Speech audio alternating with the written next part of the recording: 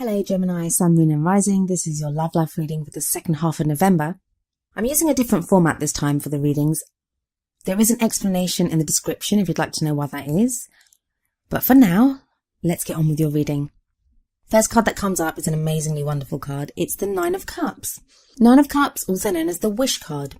If you have a question about your love life, then this card would be a resounding yes. It's happiness, it's joy, it's receiving what your heart desires.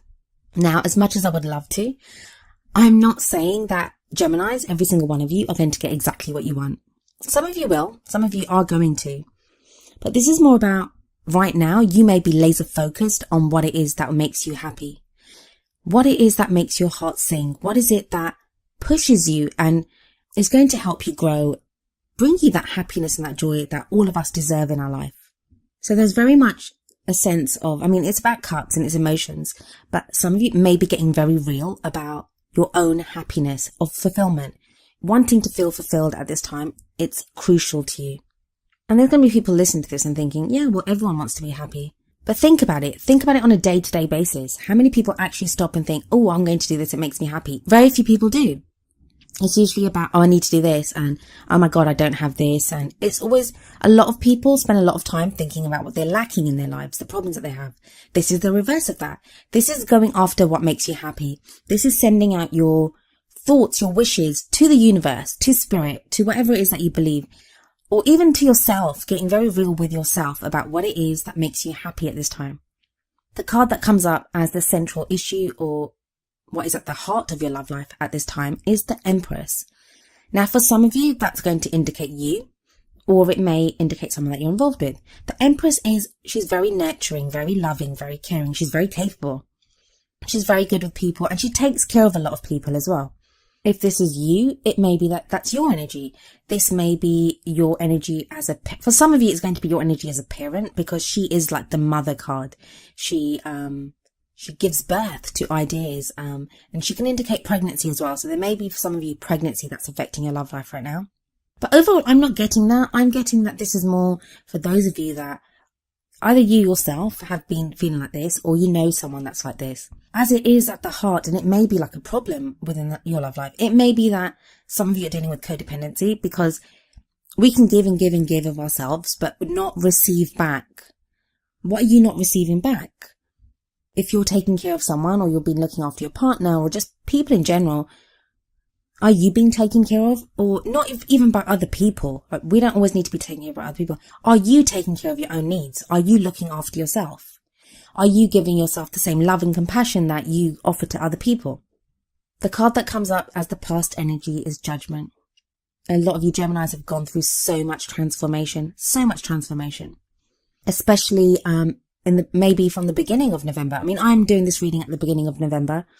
So these may be energies that are coming in from October, or even from months before that. But this has been definitely a period of transformation for you, of change, of just seeing what has been there.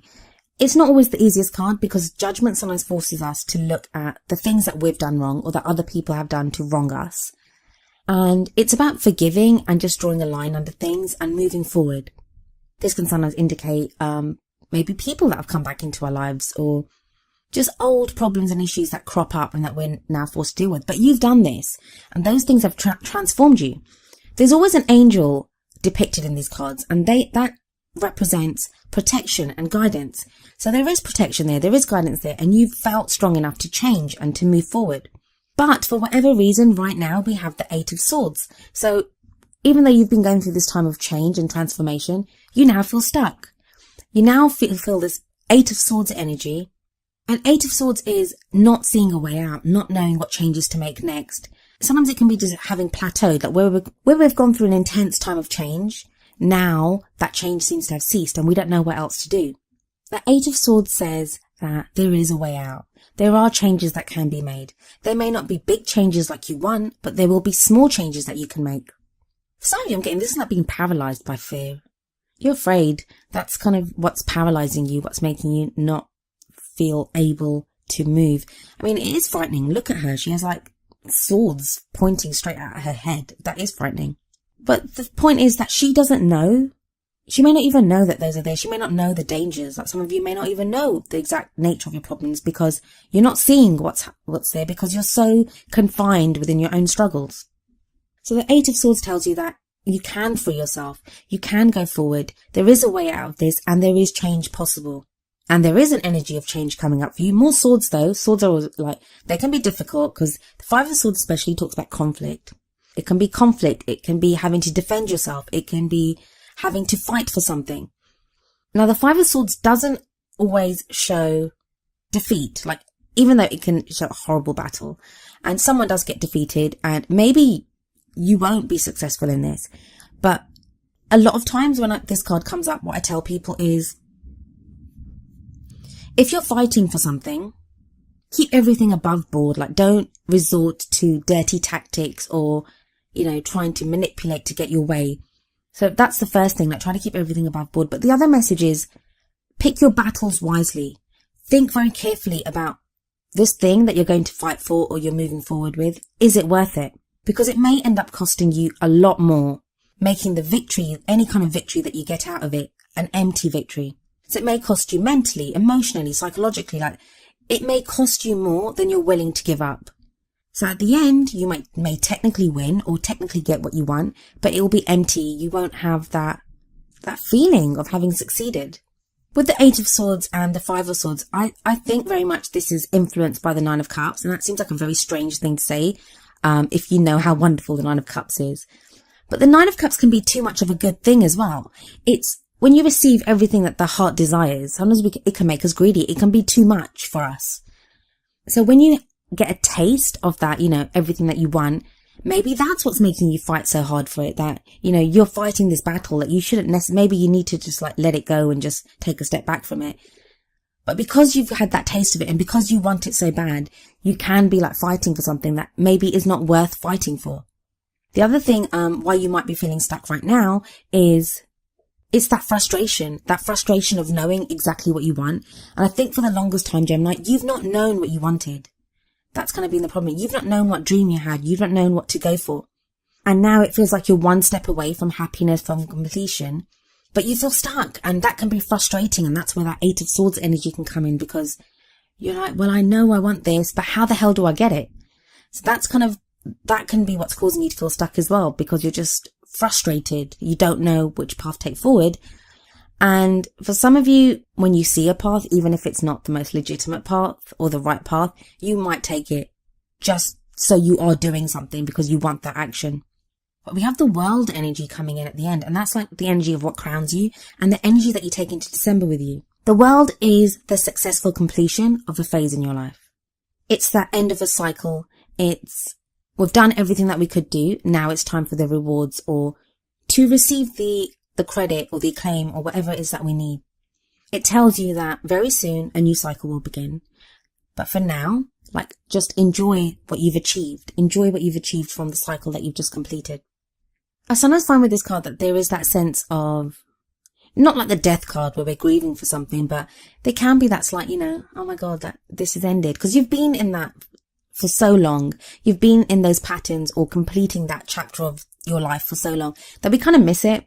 We think, that I liked it here, that even if it was hard, even if it was a struggle, that I now have what I want. But this card does tell you that where one door closes, another door opens.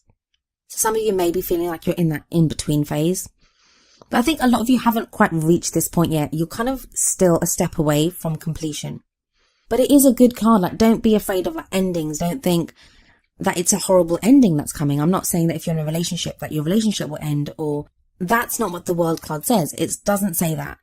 It just says it's a completion of that phase. So maybe if you're trying to learn something, that learning is now complete. You come to the end of that. If you've been in a pattern or trying to deal with a problem in your love life, that problem will now be completed. It is actually a very strong card. And I do love the World card. I do love it. Because after the World in the Tarot, in the Major Arcana, we have the Fool. And that's the new beginning, a new journey. Everything begins fresh and new. But I do feel that for a lot of you, the World, if you have a look here, it's right underneath Judgment. So it's like that transformation, whatever has transformed you. Look at it this way. The Judgment card is is the learning that you had. You were changed, you were shown something, you were taught a lesson, and you learned a different aspect of yourself or how to be in your love life. And I feel like the 8 of Swords and the 5 of Swords are like the test that's come from that. Like, have you really learned this lesson? How are you dealing with this situation? Are you resorting back to old patterns, or are you going forward? Are you fighting for what you want? Are you being the empress? Are you just letting things go? Are you looking for someone to look after you? Are you looking after other people? I think this period now is all about you analysing.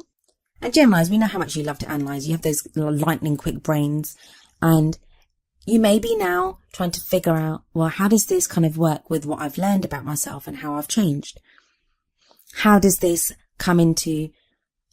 work with what I want, with the 9 of Cups, with my wishes, the things that I want fulfilled in my life? And I kind of feel like this end hurdle, or once you kind of deal with this tangled mess that's going on, that's going to be that sense of completion. When you reach that point, you'll be so happy that you so proud of yourself that you went through it and did it, and then you'll be able to move on to something new. An interesting card that you got for your Oracle card from the Romance Angels deck, and that is Passion. The card says, allow your heart and soul to sing with joy. That's very much the 9 of Cups energy. And that passion, it doesn't have to just be for our love lives. It can be a passion for a hobby that we're interested in, work, like all areas of our life. When we fix one area, it kind of spills over into other areas. So you may have that passion now. Maybe a lot of you lacked any kind of passion. Like, you didn't know what you wanted. You didn't know where you wanted to go. You didn't know what direction to move in. But now, just the fact that you have that passion, that's a huge thing. And that relates so much, as I said, to the energy of the 9 of Cups. Allow your heart and soul to sing with joy. Just be happy that you're happy. Be happy that you want things. Be happy that you have these wishes, that you have these dreams that you will make come true. You will move towards them. And you will enjoy the journeys towards fulfilling these dreams. The card that came up from the Wisdom of the Oracle deck is Time to Go, number 45. I'll read the meaning from the book for you. The essential meanings are endings, completion, walking away from something because there is nothing else to learn or experience. The relationship message says, it's over, or at the very least, the form this relationship has taken is no longer of service to you or the other person. This is a time of letting go, of knowing that the journey has come to its conclusion. That doesn't mean anything is lost. Although this card could speak to a breakup, drifting apart, or the end of a soul contract, it is more about a release than destruction. Remember the saying, if you love something, let it go. If it comes back, it's yours. If not, it never was. Endings are always a sign of new beginnings. If you want something deeper, walk away. So this time to go very much echoes the World card. I feel for some of you that walking away is going to be from the 5 of Swords energy. I think something will come up, or something might even be coming up now for you, depending on when you watch this video, where it's that one challenge too many and you think, you know what, this is just not worth it. I don't want to do this anymore. For some of you, that's going to be in a relationship. Some of you will be walking away from people. For others of you, it'll just be a way of thinking, a way of doing things. I know it doesn't sound like it. It's actually a really good reading. Like, you have the 9 of Cups coming at the beginning and then the World at the end, and that time to go.